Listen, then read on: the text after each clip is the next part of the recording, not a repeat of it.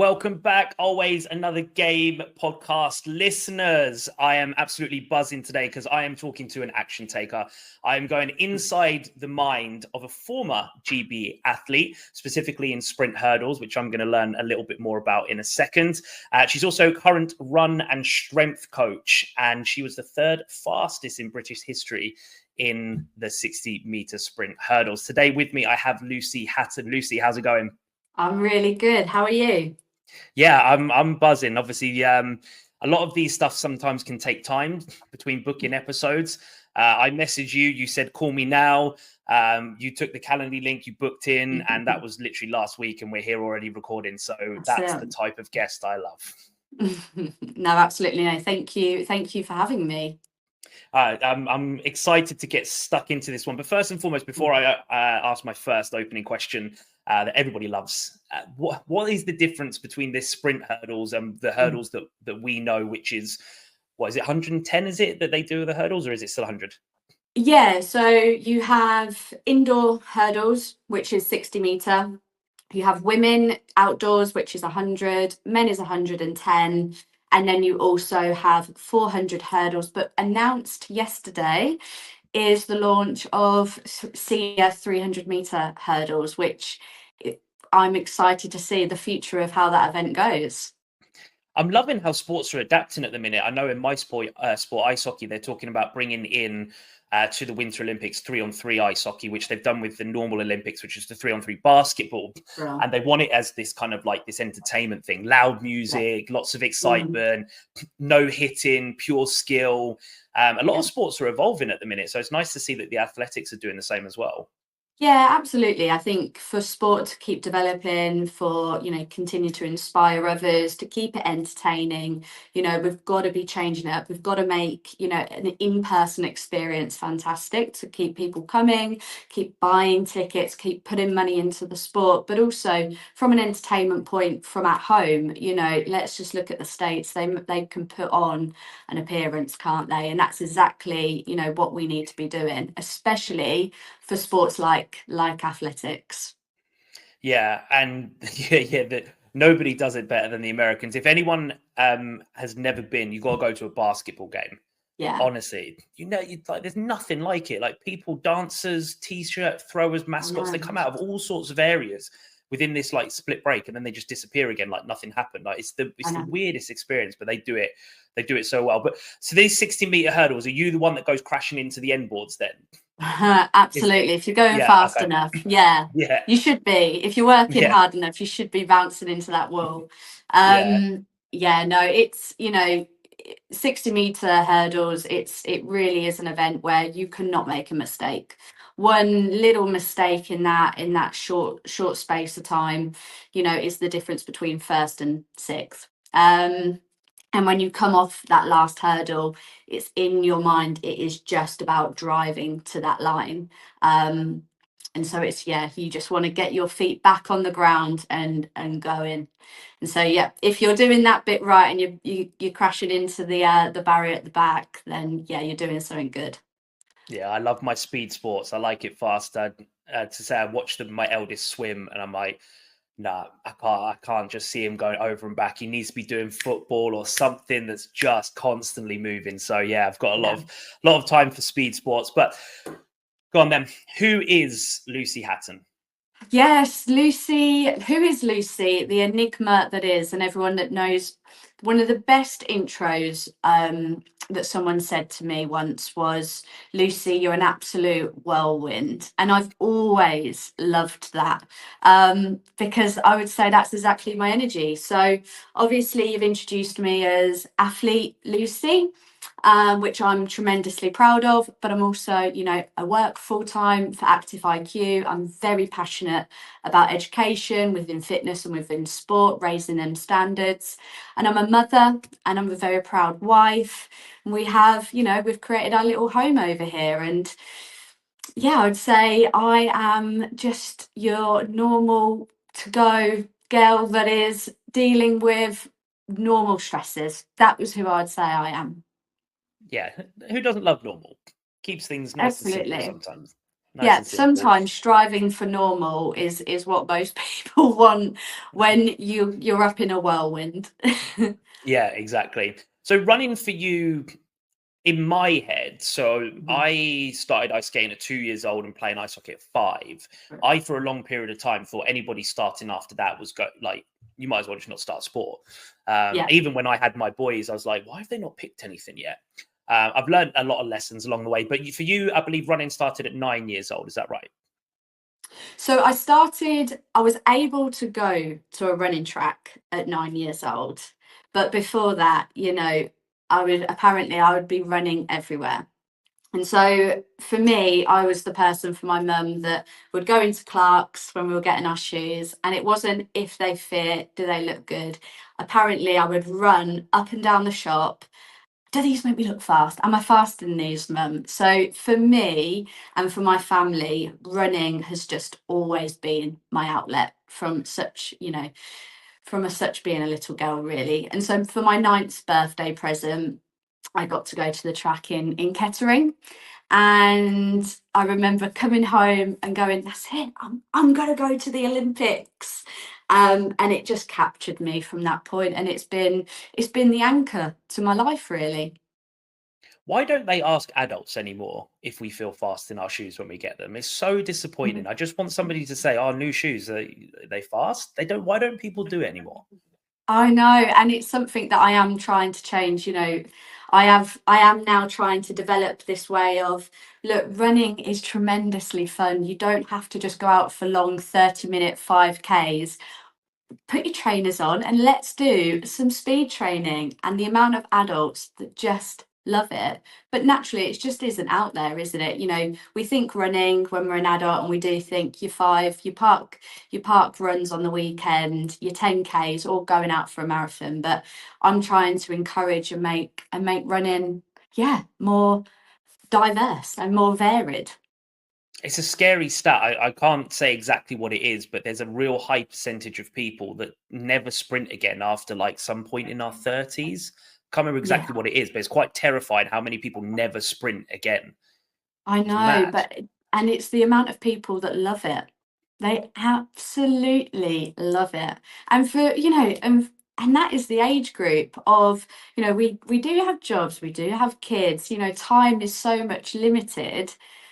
Why are we not encouraging more sprint and speed training? It's the fun stuff, and it sees results.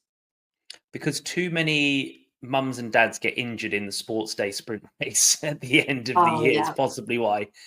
Yeah, that's it. The amount of times I hear, when I was back at school, I have the school record for this.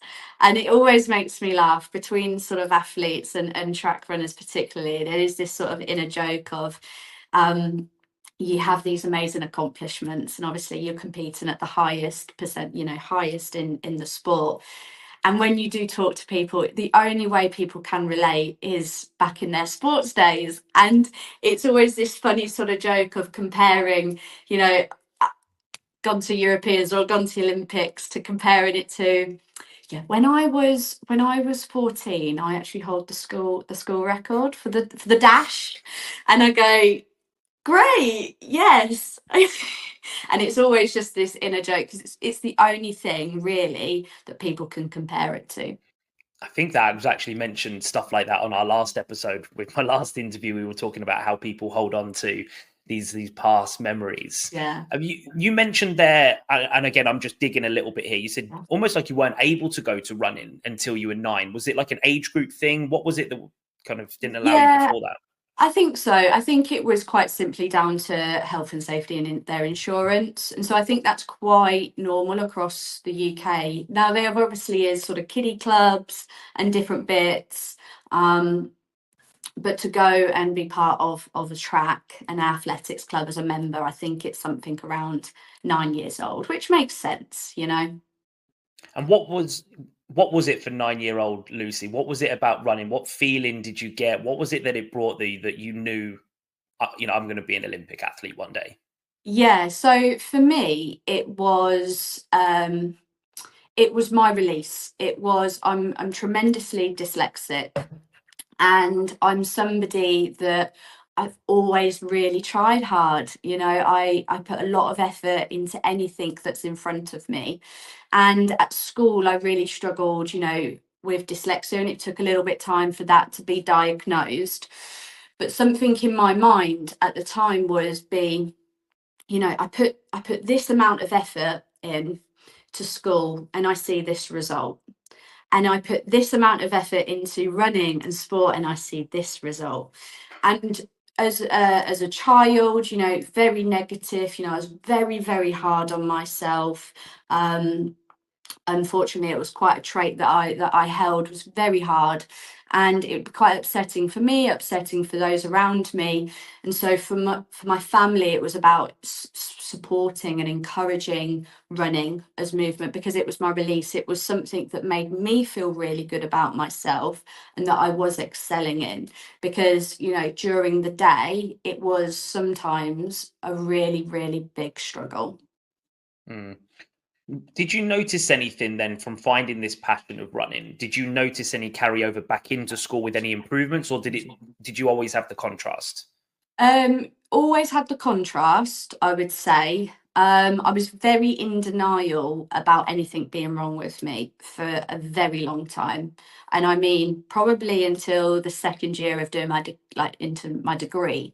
So I was very, very stubborn of, there is nothing wrong with me. I am normal and my brain does work. I just have to work harder. So I would, you know, work tremendously hard academically, and you know, that's the traits that being an athlete is. You know, really dedicate yourself. You know, you want to achieve something, and I view the two as, it's sort of, I'd see it as training.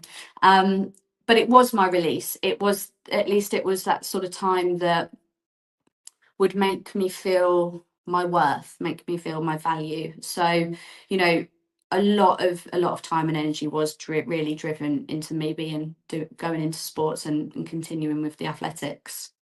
Yeah, it's almost like when I finish school, then I get to go and release. I get to go Yeah. have some fun. Yeah, Tuesday, Thursdays, you know, we'd be at the track.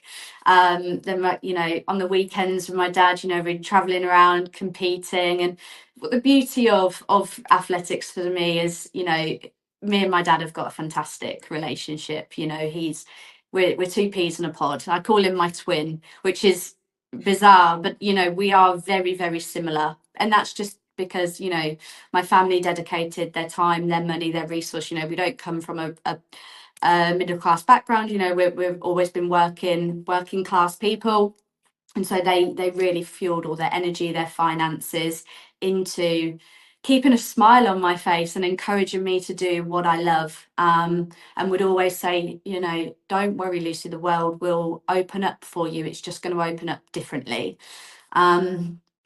And so, you know, weekends for me, you know, and I light up naturally about it, was be me and my dad, you know, going round, getting stadium records and just competing and having a fantastic time. And we would always take a Nerf ball with us. So whilst everyone was seriously, you know, warming up, me and my dad would keep it really casual and be throwing the Nerf ball together. And yeah, some of my best memories. Yeah, I love that.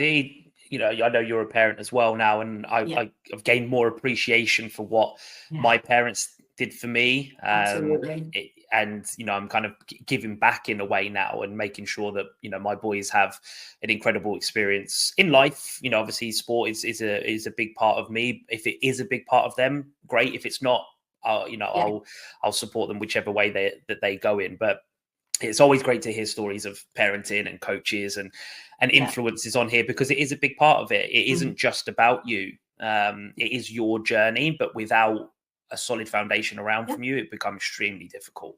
absolutely. You know, I grew up and my mum has got sort of some long-term health issues. So, you know, a lot of the reason why, you know, me and my dad are so close is because, you know, my mum unfortunately couldn't always join everywhere. And that's not because she didn't want to, but she would be, you know, helping, preparing, you know, food at home, you know, clothes being washed, just making sure that daily life was good. And then setting me and dad up for, you know, packing all our lunches up to go and have our next weekend of adventure. And There was this one time because I used to actually do multi-events. So when you're a kid, you know, before it got really serious, I'm right, this is the angle that we're going down. You know, I encourage everybody, try everything, have fun with it. And my dad said, I will give you a £5 note every time you get a PB. And I was signed up to so many events that day, that over that weekend. And I think I ended up pushing and getting a PB across 5 or 6 events. And it's always been something funny of like Lucy really fleeced dad that day, because I'd come back and I was still really young and I'd be like, that's another £5. That's £10. Now I've got £20. And my dad was driving home would be like, do you just want to maybe just get a KFC on the way home? And maybe we'll just, instead of, and I'd be like, no, I earned my money. You know, we kept it really light and really fun, because that, as always, gets the best out of me. And I would say my coach, Alex, and, you know, I've rejoined him recently, you know, I almost view him as like my grandfather, and he's always understood me. We've worked together since I was 12 or 14, you know, so half of my life now we've been together, and he knows, keep it happy, keep it light, make it feel good. We really focus on the positives. You're always going to draw out the best in me. Yeah, that it is. It's so lovely to hear kind of stuff like that, and the support that we all need. Yeah. And some of the support that you needed, I just want to go back quickly, because Yeah. obviously right now in today's world, people are being diagnosed more. ADHD, autism, things like that is becoming a lot more obvious to us. And you said you didn't realize yours until a bit later. Now, when you did come to terms with it, I think you were saying you were in denial a little bit. Yes. Tell us about that. How was it? Did you have the regret of not doing it sooner? You know, how did you feel? No, so it wasn't the fact. I think my mum had to really fight for it when I was younger to get the diagnosis. My mum knew that something wasn't right, you know, quite early on. And it was just really pushing the schools to build that awareness of going, she is doing her homework. She's really, really, really trying. And so this is the best way that I explain that my mind can work and who I am. Is 1 week we would have spelling 10 words, and I'd sit there all week, and you know, I'd get 8 out of 10. Following week, new set of list, 8 out of 10. Go back and ask me that first week, it was such a struggle, you know. And it's not, I'd be getting like 2 out of 10. And it's not because I wasn't trying. It wasn't because, you know, I wasn't committing myself of trying to learn. I just struggled to retain that information. And there's lots of different versions of dyslexia, and, you know, people learn differently. I'm very much a visual person. I have to be, it's quite practical, quite very clearly, you know, I see it, I learn, I can understand the movement pattern. So with traditional learning, it just, if I'm quite honest, it just wasn't for me. Schoolroom sitting down. But yeah, my mum had to really push to get the diagnosis. I think she ended up having to sort of go privately for me to get support. But I really myself, I was just really, there's nothing wrong with me. I'm not different. I'm just stupid, I would call myself. I am just stupid. And it would be, yeah, as I sort of said earlier, it would be really hard for the people around me and upsetting. So we know you're not stupid because Yeah. you've been to Olympic events, you've performed at the highest level. Yeah. You mentioned a little bit about playing, you know, some Nerf ball with your dad beforehand, but I'm sure there was a little bit more to some of these events. Tell us a little bit about that Olympic journey, and you know what it was like. Any cool stories? We don't get to hear them too often. Yeah. So the Olympics is the goal for a track athlete. it's what you aspire to. It comes around 4 years. You know, you really have to dial down, right, this is the plan. And you look at it across a 4-year period. Because you can't be at your peak for every year. You have to really be quite strategic on, are we doing indoor, are we doing outdoor, what does that look like, training peaks on and off, protecting any injuries. So really, and obviously the nutrition, food is fuel at the end of the day. And it's really about looking at it from a 4-year point, because you can't be on your game every single year. It's just very hard to program that in. So you know, you really got to backtrack that and go, right, so let's break this out into what season are we focusing on, what's the main aim for that season, and working towards it. And my career in athletics, although I was very, very committed, you know, I didn't compete in the juniors and the youths for Great Britain. My first experiences was straight as a senior, and to be honest, I really had to fight for that position to get that place on the GB team. And I would say that's probably one of my biggest achievements for me, was when I represented Great Britain at the European Championships in Prague in 2015. To get myself on the final start line, I had to run something like 6 PBs to get there. So the beforehand, so you got to always plan that back. And so me and my coach, we sat down and said, if we want to get into that final, I have to run a PB. And the way it was going was, every single race that I ran to qualify and get into the next stage, you know, at nationals, to qualify for the GB team, then at Prague, you know, for the heats, the semis and the final, which was, I want to say, 10 years ago now, but I want to say was all in one day, 3 races. Or it was definitely 2. The semis and the final was all one day. And to get there, yeah, I had to run a personal best each time. So getting on that line and knowing, right, in the 60 meter, I mean, look, it's fast. You can't be making mistakes.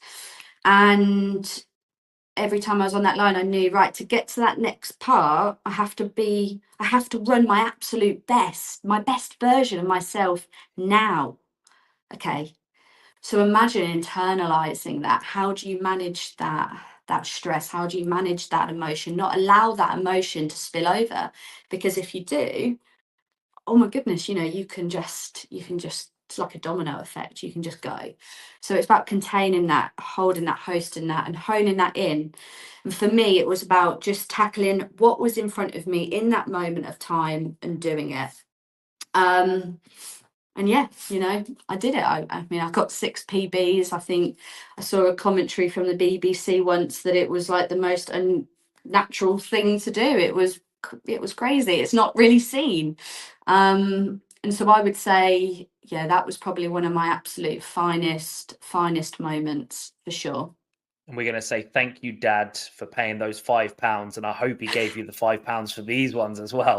He didn't. But you know what? There is one photo and I'm holding the GB flag, and I look up and I can see my dad and my brother. My mum, unfortunately, she wasn't there. Just tears, because, you know, we're not crying over the medal. It's just crying over the fact of, it's finally coming together. An unusual pathway for such a young person. I've always said, you know, as an athlete at such a young age, you're making adult decisions as a child. You wouldn't think you're a child when you're looking back, because, you know, you're that young teen, mid-teens. But now, as a mum and on reflection, you definitely are making adult decisions as a child. And I remember looking up at my dad, and he just knew, and it was our moment. It was a moment shared with a lot of people. It wasn't just my success. because I always say the team, the support network around you, it's a team win. It's not an individual win, because I'm just the machine. At that time, I wasn't the brains behind bringing it together. Yeah, we come across that quite a lot on this. Individual sports. I've had black belts on, and they'll all say the same thing. It's like, yes, ultimately it is me, and I'm picking up, the reward for it. Yet without X, Y, and Z, this would never happen. And even in individual sports, it's not. Team sports is obvious, but individual sports. But then again, in team sports, there's a huge emphasis on being an individual. There's both. Absolutely. Yeah, absolutely. And, anybody that's coming to me that has been in part of an individual sport and says that it's a team, I know they're a very humble person. Because it absolutely is. You've got to recognize, everybody around you that has made these moments happen, from your physio to your psychologist, your nutritionist, your coach, your friends, your loved ones, all of them, because massive amounts of sacrifice has to go on. And I did have an unusual childhood, and I'm very fortunate that everybody around me from such a young age, from being at school and seeing, me excel in an area, I was very fortunate of not being bullied or picked on or seen as different. It was more celebrated. And so when I wasn't going out on on Fridays or Saturday nights, it was okay, because Lucy's doing her thing, and it was supported. And I wasn't really, I can't even pronounce the word, ostracized. Like I wasn't, oh, you're running again, oh, I wasn't picked on or anything. It was celebrated around me, and I'm very fortunate for that. Yeah, I guess I found similar. The school was always very supportive of it. I think I do believe a lot of them will understand, because it brings them something as well. Yeah. I was always given a little bit of extra leeway with things and support with that, which was always great. But as we know, sports comes with highs and lows. Yes. And in your career, you did suffer with some injuries. I believe there was an element of time out and soul searching as well. Yeah. So what happened in kind of that part of your career? Yeah, so from the point of 2015, everything in my life just completely changed. Suddenly, sponsorships are coming in, funded, lottery funded. My entire life just changed, and with that becomes the responsibility of right, operating officially as a professional athlete. And my body just at times just couldn't manage and handle the increase of what that looked like. So I've had a lot of injuries, and I could probably bore everyone to death telling them about every individual part of my body. But big one for me, it continued, was always my feet, just continuously, like small hairline fractures. And that was always just such a struggle for me. And I was definitely going into that sort of early 20s, very, very body conscious, very, very exposed in athletics. You get to a point you're wearing the racing knickers, you've got the crop top on, you're very aware about how your body looks as a young woman as well. And I would definitely say I was under fueling. I become very hyper focused on calories. Everything had to be so specific. And I would probably say that definitely led to some of my injuries just from deficiency. So the big one for me in 2018 was I split my foot in two. And it was, believe it, yeah, it was 2018, because I think it was the year that Worlds was going on. And yeah, split my foot into two on the last hurdle. And I was abroad racing in Switzerland, I believe.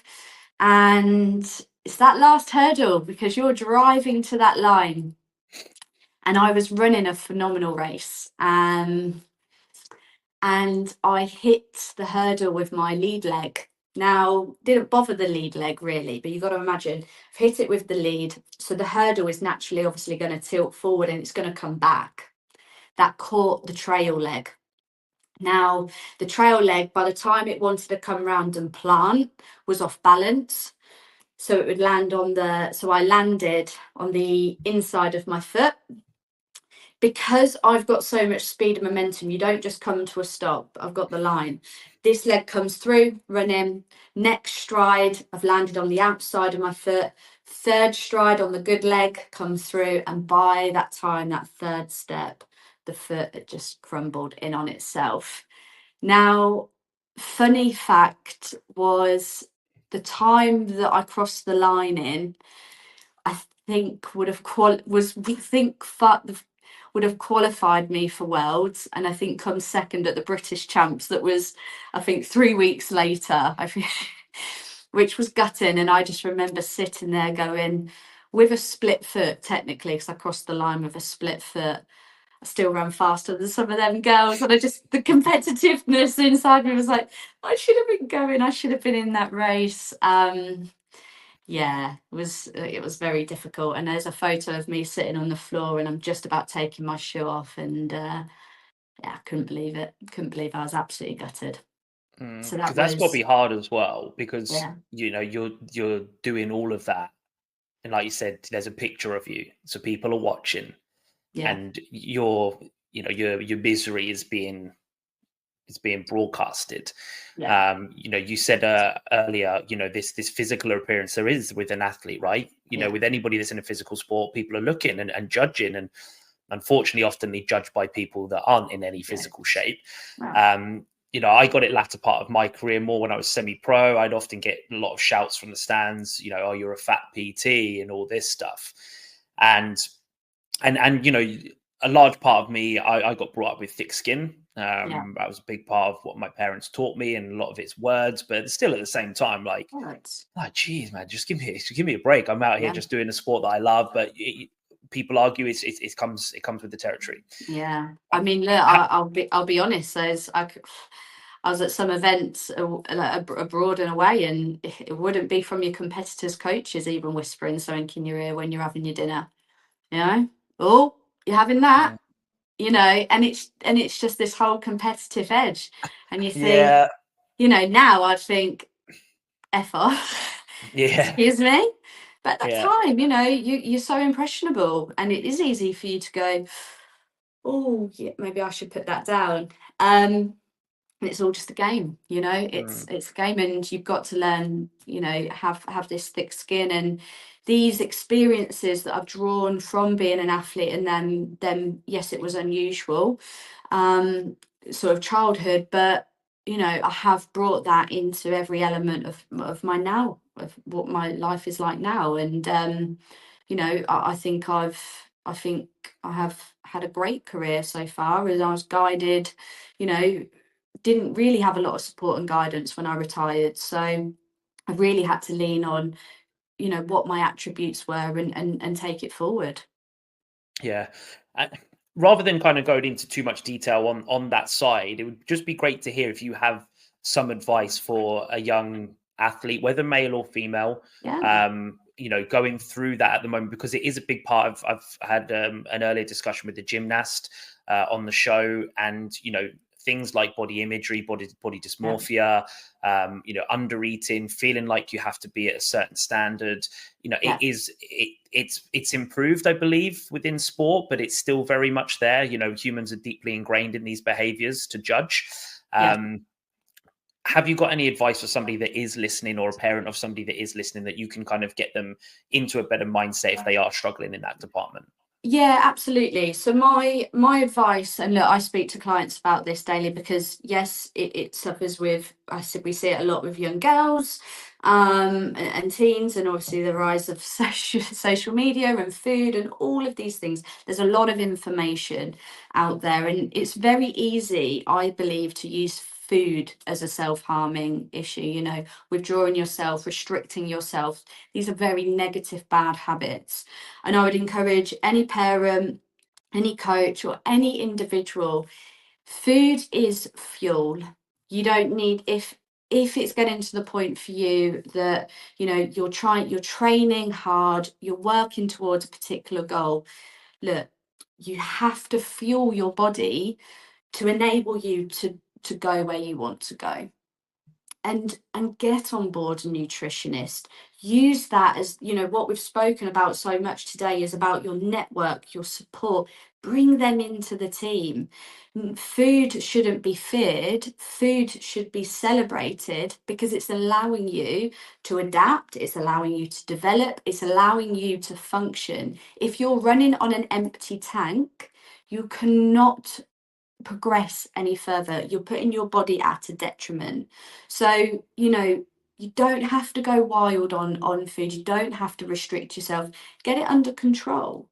But create a plan. You know, if food is something that is feeling fear, we feel less fearful when when we're in control and we've got a plan in place. And so put that plan together. Talk. You know, if you've got a child, parents, you've got a child that is working, you know, training 3, 4, 5 times a week and is still going to school or doing other activities, you've got to really look at the food that's in front of them, not as we've got to feed them up, feed them, and, you know, got to focus on protein and carbs and fats.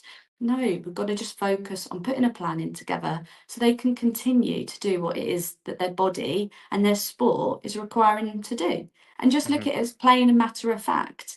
And if body image and toning down is part of what your sport requires you to be, you need to be a bit leaner at times, you work with a professional, you know, on this. You know, if my foot was hurting, my legs, you know, I wouldn't just sit at home rubbing my own foot. No, I'd go to I'd go to a physio, I'd go to an osteopath, I'd go to have a sports massage. You know, just got to look at food in that same sense. And there's people there that will absolutely support that journey. Yeah, the narrative needs to change. I still see a lot because I'm back within youth football, youth ice hockey, Yeah. and it's still the same. It's more pitch time, more ice time. It's like, no, like the time that you're spending more of could be spent with the bigger picture. And you'll talk to any athlete, you know, they'll say it's the work that they've done away from the game. It's the sleep, it's the nutrition, it's the stress management, it's the recovery. It's so much to it. And I understand a lot of parents won't necessarily understand the importance of it. Just trust what we're saying. Just trust us. The amount of progression, this is what I think is changes from becoming the 1% to the 10%, is it's taking their marginal gains, and it is your sleep, it is your nutrition, it is your recovery. You've got to have rest and recovery in any training program, because naturally your body has to adapt to the stresses that you've just put it under. And as you know, and I'm very clear example, as soon as I went from 4 running sessions a week to 6, look, my feet were breaking. And we all sit there and scratched our heads why. And it was because my coach knew, because the current coach that I'm with now, who's known me for long, you know, I mentioned him earlier. I did leave him for a period of time, was with a different coach. And he just didn't understand me, didn't understand that my body needed rest and recovery. That wasn't prioritized. And look, I just couldn't stop getting injured, you know? And so just listen, just that if you want to become the 1%, if you think that your child or you're talented to get there, everyone can train, everyone can put in them hard works. It's about the sacrifices that happen outside of the sport, away from the game.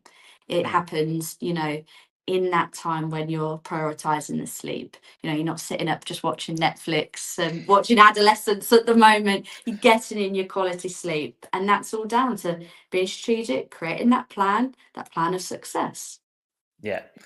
And you know, we spoke about a couple of really important topics already today. You know, obviously we've mentioned growing up with dyslexia. We've mentioned that there are important conversations being had around ADHD and you know, things like autism and stuff at the moment. But also one massive topic is mental health. Yes. Now, that was a big reason why you ended up stepping away. You're happy to share kind of that part of your journey? Absolutely. Something I'm not ashamed of. You know, we've got to be open. We've got to be honest. Towards the end of my career, I was in a very negative coaching environment, and training environment that wasn't healthy. And as an effect of that, my mental health took an absolute nosedive. Coming back from injury, you know, injury after injury after injury, when it's your main source of income, but also at that time in my life, athletics was my only identity. I didn't think I had any other value to give the world, which, oh my goodness, how sad is that? That I thought if I wasn't running and putting one leg in front of the other fast, there was no purpose to me being here. And my train of thought, it tumbled from there. And, you know, I would think I'd punish myself. You know, I was a self-harmer for a good period of time because I just didn't think I was good enough. And I'm not saying that running athletics did that. It was just the pressures that I placed on myself, that trait of being so hard on myself from a young girl into an athlete. You know, I would say, you don't understand, you're not living, it's different. And I suffered tremendously with depression, with anxiety. I wouldn't realize at the time I was having anxiety attacks, but I was. And there were one of the doctor in British Athletics. He was great, actually. James. He said, Lucy, you need a little bit of help now. You know, you need to get some help, and we're going to help you on that. And when I did split my foot, it was probably, you know, it was absolutely heartbreaking, but it was actually probably the way that I could escape the environment that I was in as well. And give me that time to heal physically, to give me that time to heal mentally. And in doing so, I had all my surgeries, was in therapy 3-4 times a week. And when I was deemed fit, I actually went off and I had to travel. Didn't want anyone knowing, you know, Lucy the athlete. I had to find, who is Lucy at this point, not Lucy the runner, who is Lucy. And I've been on that journey since. And now I'm, you know, as an athlete, I felt like a superwoman. This is the important thing, is I felt like a superwoman. I felt strong, confident. And since retirement, you know, I felt like I lost that until now. Did you and other people around you see the decline coming, Yeah. or was it something that others saw you ignored? So the direct scenario that I was in was ignored, was not supported, was fueling it. And I've made waves since that point of going, that was wrong, that shouldn't continue. And I've I feel made a difference in our sport that I love for future children to go, that can't happen, that needs to stop, and took action on that specific situation I was in.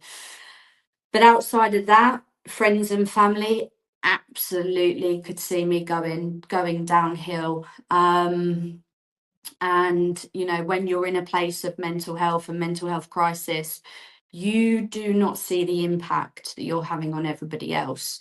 It becomes very very self-centered. And it was hard. It was really hard for a lot of people to be around me and to watch. And I can recognize that now. Like, people do need to understand, and maybe they have experienced it. Toxic environments are hard to remove yourself from. As crazy as that sounds, as mad as it sounds, there's always something. I found personally with me within team sport that if there was a toxic environment, whether that was a coach or a player, there's so much more. Like you walking away is letting yourself down. It's letting your teammates down. It's letting the fans down, and you end up in this place of just unhappiness. But you're like, I could just leave, but then you're like, well, no, you're quitting. You've been told not to quit. And that's a bit that I had to come to terms with, where my biggest weapon was, if I could look myself in the mirror dead in the eye and say, I've given everything I've got at this point, I couldn't have done anything else, I can walk away with my head held high. You can call it quitting if you like. I'm walking away. And that's something that I kind of had to do a few times within my career where I knew I wasn't happy. I played ice hockey because I loved it. I got dragged into the money and the performance and stuff, but ultimately, ice hockey, I still love being on the ice. I don't love playing ice hockey anymore. I love being on the ice with my ice hockey stick and gloves and pucks. But that's because in my opinion, they're two separate things. Yeah, no, I understand. For me, it was somebody's holding the power, the control and power. I'm holding your dream. If you don't do what I say or follow what I'm doing or say in training, you're not going to make it. And so it was this power, this control, this negative environment, and it can mentally really play with you, because then you're constantly questioning yourself. Well, I'm not good enough. I need to keep doing what I'm being told to do. It's me that's not delivering. It's not them, and it very, very toxic environment, very dangerous place to be in. And that's why, we have to really trust that our coaches that are being funded nationally, that they're doing it for the right reasons. It's not abuse of power. It is from genuine love to seeing our sports keep improving, keep developing, for youngsters to be inspired and to participate. Mm. But you did find your superpower again. I did, yeah, I did. So for me, leave it, as I sort of alluded to earlier, I felt like a superwoman as an athlete. And since retiring, I struggled for many years. I couldn't find it in business, working for some phenomenal brands, David Lloyd, Red Bull, Nocco, ClassPass, all in areas of in fitness, extreme, fantastic brands. But I never got that feeling that athletics gave me, even though, I've developed really well in my career. Never got that feeling of superwoman. It always felt like something was lost. And I returned. So I had my son, he turns 3 in June. And I returned back to the track 18 months ago. And I take my son with me. And I would say at the time, he's a daddy's boy. He idolizes me, watches. And I did an indoor race this year. I've converted and doing some 400s. And so I started playing around doing some indoors. And he shouts, "Go on, mummy." And finally, again, I feel like a superwoman, because my son seeing me, that I'm his little hero in that moment, and it brings back that joy, that love. And I go, I need to keep doing this to show him, to normalize movement, to normalize running. If he doesn't do sport and he wants to do chess, I'm his biggest cheerleader. But in that moment, yeah, I feel like a superwoman again. Yeah. And I think a lot of athletes listening to this will be nodding away. Like, for me, I didn't win a huge amount of trophies in my career. I did win some, but you can't replicate that feeling. No, You it's just very can't hard. explain it. That having your little boy, it's an incredible feeling, but it's different. Different. Wedding days, it's different. Different. And I'm back within coaching now. I've started coaching my eldest at football and back on, doing some ice coaching. I can feel that buzz coming back. It's much. They say it's non-competitive. I'm going to tell you it's very competitive. But that edge comes back, and I found a little bit of that within business. Yeah. But not to the same level. No, I think I am getting it. I've launched my own running strength business to show people variety within running, and then aligning strength and running training together to actually see improvement. And I do feel it when I get messages from my clients saying, "I've just run 10 seconds faster. Oh my goodness." And one of my clients, she done a race. She hadn't raced in about 6 years, and we got her to a point of racing again, and she sent me in a massive testimonial. It was beautiful. And she's saying, I feel fantastic. I've got it. I'm doing it. And that for me felt like, yes, I was part of her journey to help her get there. And I feel that. I feel the sense of when it's my business, you pride it. It's your baby, you're building it.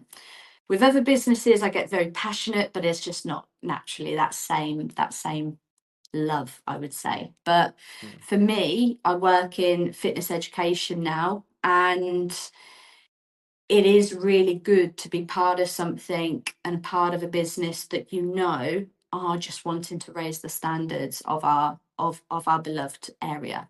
And I'm very passionate that education is the key to all of our next steps of where we want to go. If you're dyslexic or if you're not. Mm. Do you feel like you're giving back to running a little bit? Mm. I think I could do it more meaningful. I think I've still put my own personal boundaries in place in regards to coaching specific athletes and athletics. I think at the moment I'm making a difference on helping the everyday person, mothers, dads, move, because I can relate, I can understand. Our time isn't as valuable. We can't just train all like elite athletes. So I think I'm giving back to the everyday person, but I haven't specifically crossed over that line yet to go, right, here's a young person, I'm going to take them through the entire journey yet. Because right now, for me, I need to give that fuel and that energy to my son. Yeah, yeah. The only reason I ask is that's where I thought. Well, that's what I thought I needed to do when I finished playing. I heard a few other players say it. It's like I'm coaching now to give back.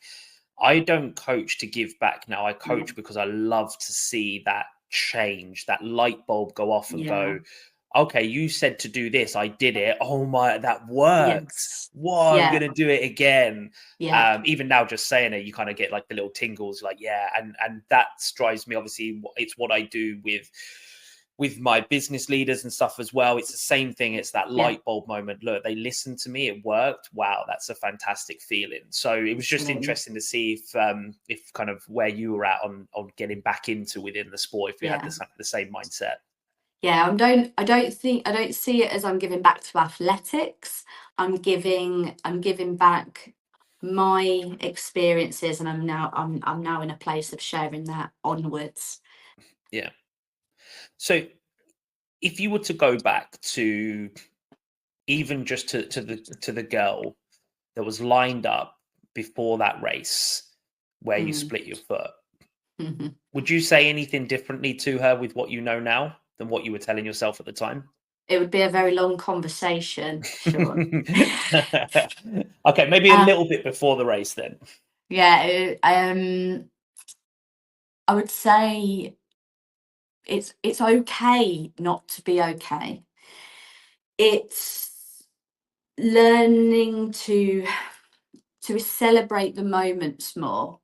And I'd say that on reflection is I wished we celebrated the achievements that happened in front. You can come away with a silver medal, you can come away with a gold medal, and yet, you can still see athletes, they talk, they got a gold medal and they're still then talking about what they did wrong. Let's celebrate what you did do, and that amazing Mm, achievement then and there. I would say celebrate it more, you know, in what you've done. I would say, I would say, oh, it'd be a lot. You don't need to hurt yourself. You are good enough. You are worthwhile. You do deserve to be here. And afterwards, when you leave, and running isn't everything that you are. I would probably say they are some really key areas. But I have to be honest, I would say, also keep learning, getting on that line and putting yourself under that pressure. Keep learning how to strategize, because Lucy, that's good. You're going to lead that when you leave this sport. And I have, I came into business at a very different age to most, with no work experience in lots of ways, and I came with a different skill set. And it's taken me time to transition and learn, right, okay, well, my dedication in sport, it replicates and shows very much in me launching a business over the last 6 months, and my dedication to commit, to learn, to give to my clients, my way of strategizing. I launched the foundations at Red Bull of fitness, the product going into fitness facilities, my ability to build in a strategy from earlier days of race planning to get to Euros, Worlds, Olympics. I brought that skill set into the world of work, and I started a whole new sector for the UK brand. I drew just yes, the way that I got, my skill sets just come from a different place, and then I've learned how to tailor that and bring that into the world of work. And it was, that was a hard journey, but a fantastic one. So I suppose what I would say is, you're okay. Don't be hard on yourself. Celebrate the moments more, and keep doing what you're doing. And afterwards, Lucy, you have value to give. Don't worry. And that's probably, what I'd say to myself. Yeah, and that's a really, really important point, because you hear a lot. You're a personal trainer as well. You hear, I worked out today, but I was rubbish. Didn't train very well. Now, hold on. You showed up. You showed up when you weren't feeling great. You did this, you did this. And it's not to be bunnies and rainbows. It's just to be a realist, in my opinion. It's like, fine. What did you learn from that? But let's not beat up ourselves for showing up and doing what we needed to do, because the habit forming is the most important part. But absolutely, we, by human nature, we're negative. It's easier for us to be negative. We're taught to, don't talk, be quiet, don't show off. And I think we need to, again, it's a lot of narrative change we need, and it doesn't, you don't have to pop the champagne bottle because you showed up to the gym, but you have to give yourself more credit, because negativity, it will spread like a bad egg smell. It does. And it will only go one way. If you are negative in your mindset and continuously negative, it will only go one way. And I think you've experienced that. So it's a dark tunnel. It's a dark tunnel. It is. But there is light at the end of it. Get the right support, get the right network, around you, and very high functioning businessmen and women that have, some of our biggest entrepreneurs. I wouldn't say their mindset is much different to an athlete. You still have to foster it. You still have to protect yourself. Create a plan. Plan doesn't always go right. If a plan goes perfectly for the way of going from A to B, that's quite unique. Often, you've got to have plan 1, 2, 3, 4, and 5, and it's probably the 6th plan that gets you to where you want. And don't be afraid of if you have to change the plan to get there. It's not linear. Progression's not linear. Progression is like this. It's a roller coaster, and it's knowing that the peaks, the troughs, and it's learning from the mistakes and not repeating them. Yeah. So with this new mindset of yours, with this new superpower, what is next for you?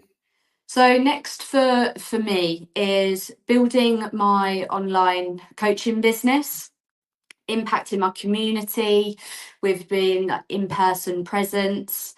And the reason I'm doing that is because I want to build a career where I can turn up for my son. By the time he's 4, he's entering into that school, I want to make sure that I'm a present parent. Active IQ are so supportive of mothers, of parents, and I know that they'll support me on making that journey happen. For me, building my online business is something that I'm very passionate about. The more people I can inspire to put their trainers on and to go outside and go for a run, do some sprint training, it enables me to feel good that I'm helping others adapt, helping people change in their lives, and I'm also turning up for my son. Yeah. Do you know where I think you would do fantastic? I don't know if you do it already, but I think you would do incredible in schools. Yes, I've done a lot in schools. Yeah. Okay.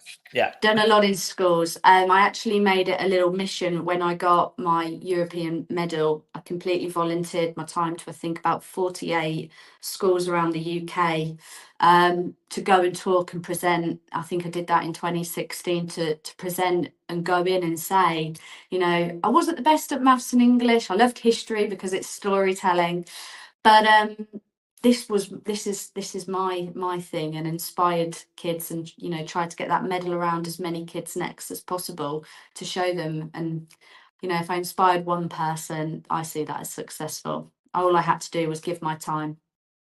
And that's what we do with this episode. That's all we needed to do with today's episode, is just help one person. Lucy, if anybody wants to get in contact with you with training, or they just want to learn a little bit more and just see your journey, where can they find you? So the best thing is you can find me on Instagram. Lucy Elizabeth Hatton is very fast.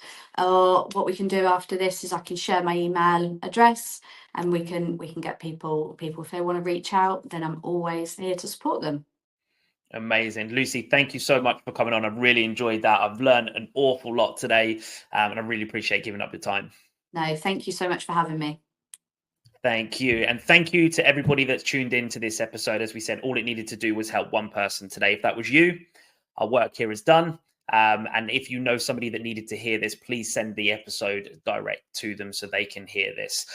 As I always say, there is always another game. And thank you for everyone joining us. Take care.